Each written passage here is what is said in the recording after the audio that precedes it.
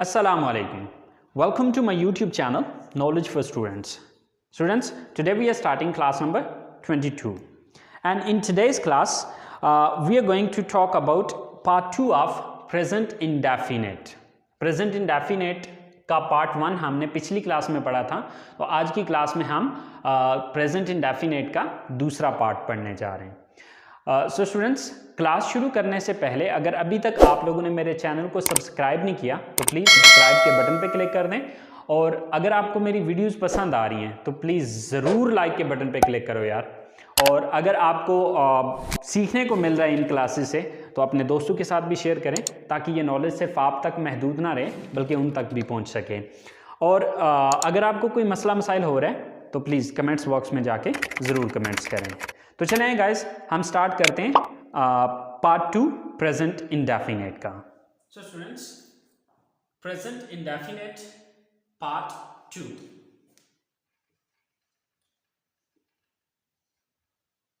ये क्या है इसका? Part 2, right.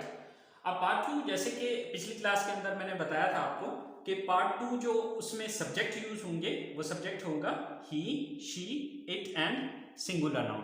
अच्छा, इसकी डेफिनेशन, इसकी पहचान सब कुछ सेम वैसे ही है जो कि आप पिछली क्लास में पढ़ चुके हैं। अब वहां पर जो सिर्फ फर्क आता है वो सिर्फ आता है स्ट्रक्चर के अंदर। जो डिफरेंस आ रहा है वो स्ट्रक्चर में आ रहा है। स्ट्रक्चर में डिफरेंस क्या आ रहा है? अब इस स्ट्रक्चर में यानी कि जब सब्जेक्ट ही, शी, इट या सिंगुलर नाउन होगा तो वहां पर फर्क सिर्फ इतना आएगा कि वर्ब की फर्स्ट फॉर्म के साथ एस या ईएस लगाया जाएगा, बाकी सब कुछ वही है। अगर आप पार्ट 1 की स्ट्रक्चर को देखें तो उसमें क्या था? Subject plus first form plus object.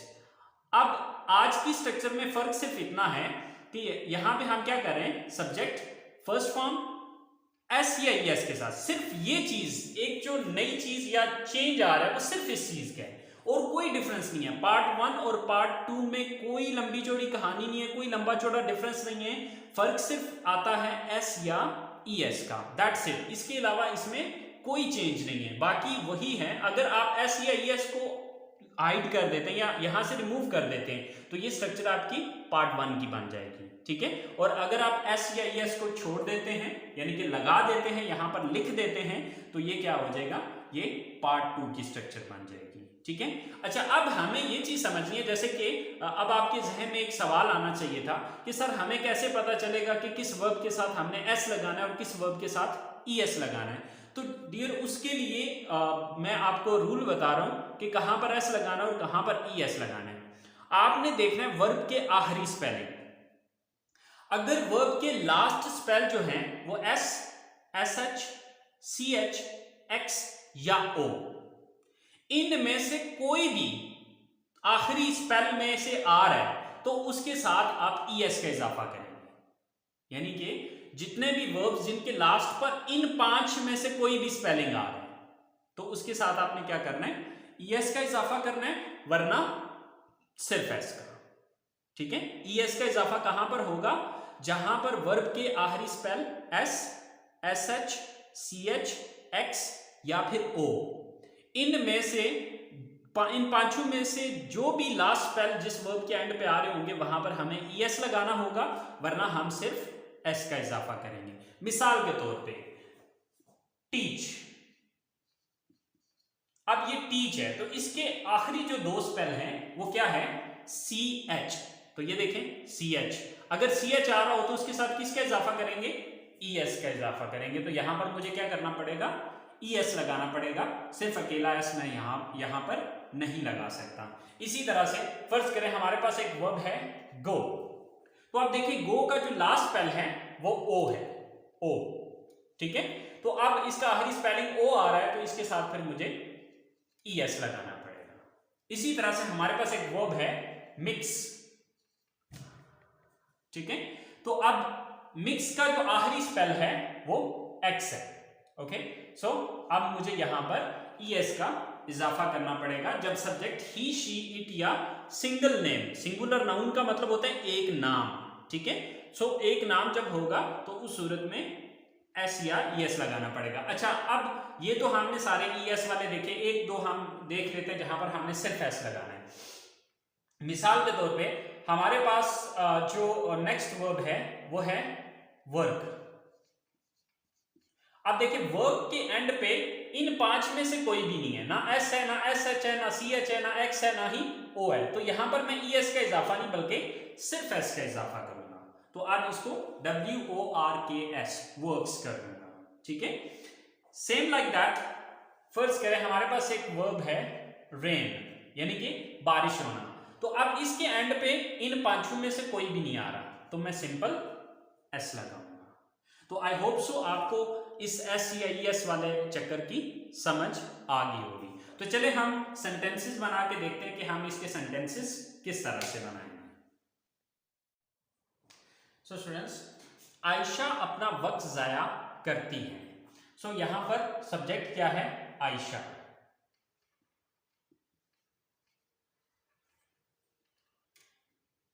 Ayesha. सो वर्ब क्या है यहां पर? वक्त जाया करना। जाया करना की इंग्लिश है वेस्ट। अब चूंकि एंड पे इन चारों में से कोई भी नहीं आ रहा तो सिर्फ मैं एस लगा दूंगा।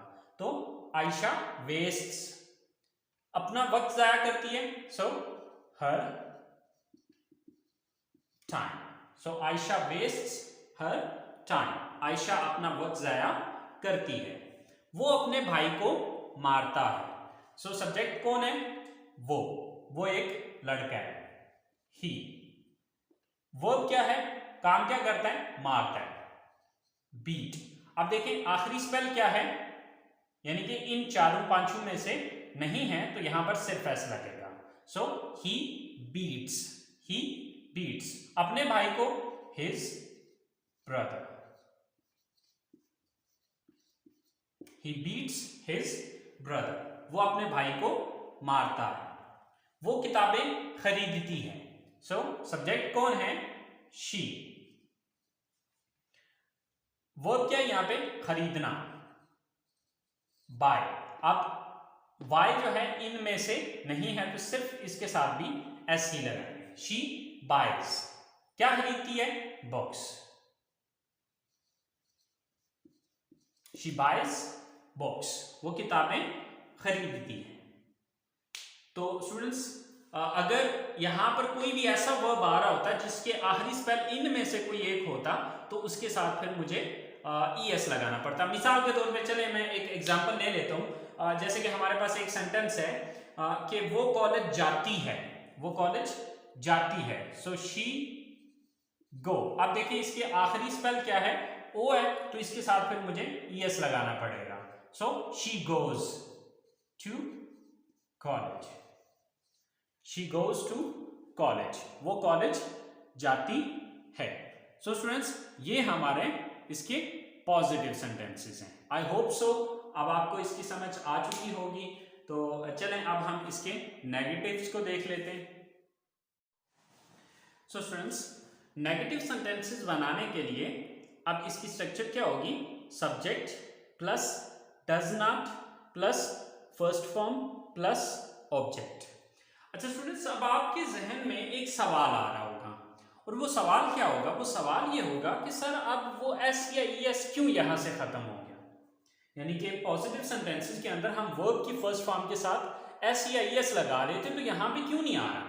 तो बच्चे अभी भी यहां पर भी एस या ई एस का यूज हो रहा है, लेकिन वो कहां पर हो रहा है? वो यूज हो रहा है आपके डू के साथ। अब देखिए डू का आखिरी स्पेल क्या था? ओ। तो ओ के साथ हमने ई एस का इजाफा किया, तो जब हमने डू के साथ ई एस का इजाफा किया तो ये डज बन गया, ठीक है। यानी कि जब हम फर्स्ट पार्ट का नेगेटिव पढ़ रहे थे तो उसमें हम डू नॉट यूज कर रहे थे। अच्छा, अब आप सोचे होंगे कि सर हमने ऐसा क्यों नहीं किया कि वो एस या ई एस उधर ही रहने देते। लेकिन बच्चे यहाँ पर ये चीज़ आपने याद रखनी है कि ग्रामर का ये रूल है कि ये चीज़ जो अप्लाई होती है अपने आने वाले जुमले के अंदर पहला जो वर्ब है, चाहे वो हेल्पिंग वर्ब है चाहे वो रियल वर्ब है, यहाँ पर डू जो है ये बेसिकली हेल्पिंग वर्ब के तौर पे इस्तेमाल हो रहा है, ठीक है। तो आने वाला जो भी पहला वर्ब होगा उसके साथ ये चीज़ अप्लाई होगी। इसलिए मैं चूंकि यहाँ पर पहले डू आ रहा है तो अब ये एस या यस मुझे इसके साथ लगाना पड़ेगा, वहां पर मैं नहीं लगा सकूंगा, ठीक है।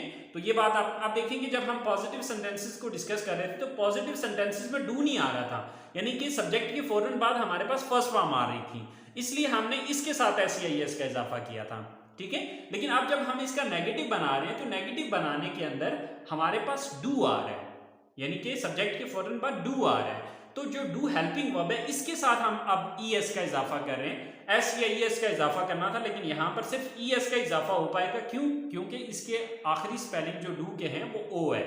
तो O वाले स्पेलिंग जहां पे एंड, जहां पे जिस सेंटेंस जिस वर्ड का एंड जो है वो O पे हो रहा हो उसके साथ हम S नहीं लगा सकते बल्कि ES लगा सकते हैं, ठीक है। तो इसलिए हमने इसको डू की बजाय डज कर दिया और वहां से वो S या ES का चक्कर खत्म हो गया। क्यों खत्म हो गया? क्योंकि वो ऑलरेडी यहां पर हम कर चुके हैं, ठीक है।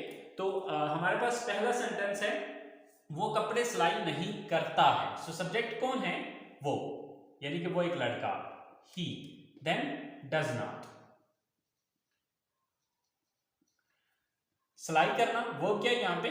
सिलाई करना। सिलाई करना की इंग्लिश जो है वो स्टिच भी होती है और सीव भी होती है, आप दोनों में से जो मर्जी यूज कर लें। सीव, ही डज नॉट सीव, क्या सिलाई नहीं करता है? कपड़े, the clothes. He does not sew the clothes, वो कपड़े सिलाई नहीं करता है। सेकंड सेंटेंस है हमारे पास, सोनिया अपनी अम्मी की मदद नहीं करती है। सो सब्जेक्ट कौन है? Sonia. Then does not,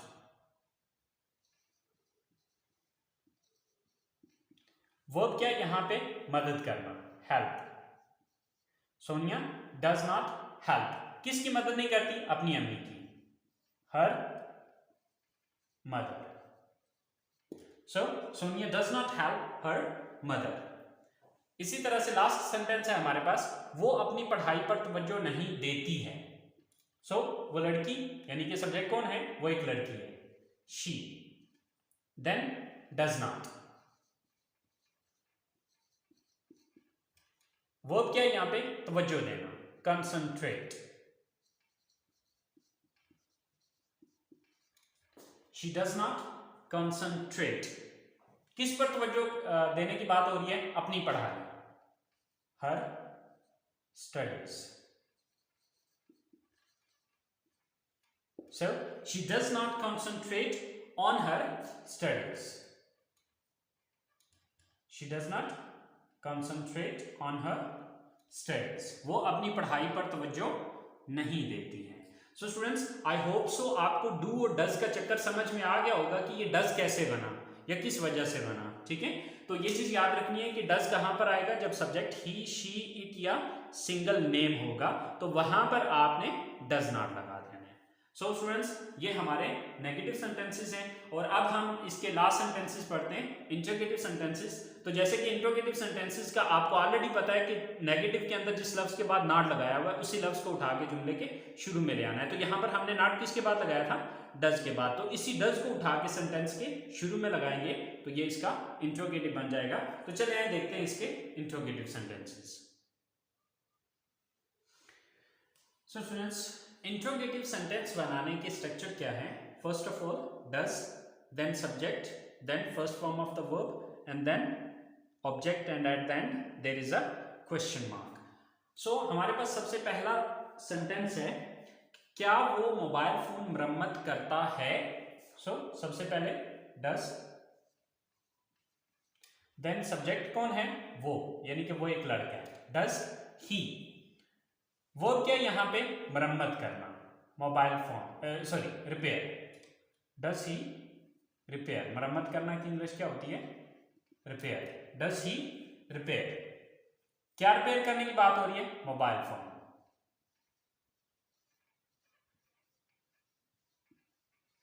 so does he repair mobile phone, क्या वो मोबाइल फोन रिपेयर करता है? सेकंड सेंटेंस है, क्या वो अपने बड़ों से बदतमीजी करती है? सबसे पहले डज, सब्जेक्ट कौन है? वो एक लड़की, शी। डज शी, वर्ब क्या यहां पे? बदतमीजी करना, मिसबिहेव। डज शी मिसबिहेव, किसके साथ मिसबिहेव करती है? अपने बड़ों के साथ,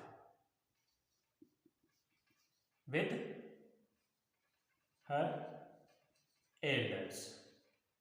So does she misbehave with her elders? क्या वो अपने बड़ों के साथ बदतमीजी करती है?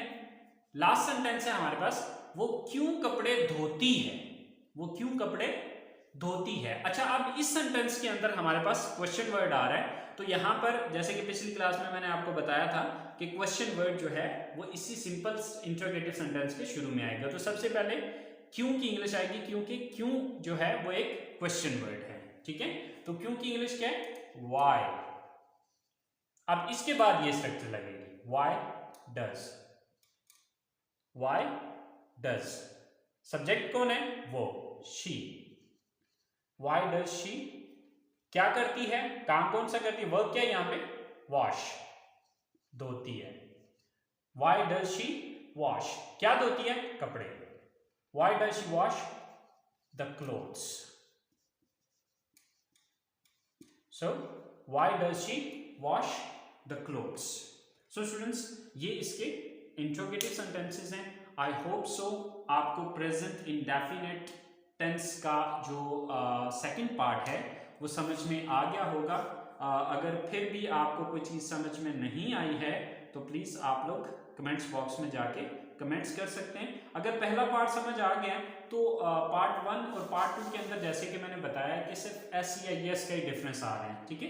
बाकी जो उसकी डेफिनेशन है, जो उसकी पहचान है, वो सब कुछ सेम वैसी ही है जो कि पार्ट 1 की है। तो चलें आज की क्लास को यहीं पे स्टॉप करते हैं। इंशाल्लाह ज़िंदगी रही तो अगली क्लास के साथ हाजिर होंगे। तब तक के लिए अपना बहुत सारा ख्याल रखिएगा, दुआओं में याद रखिएगा। अल्लाह हाफिज़।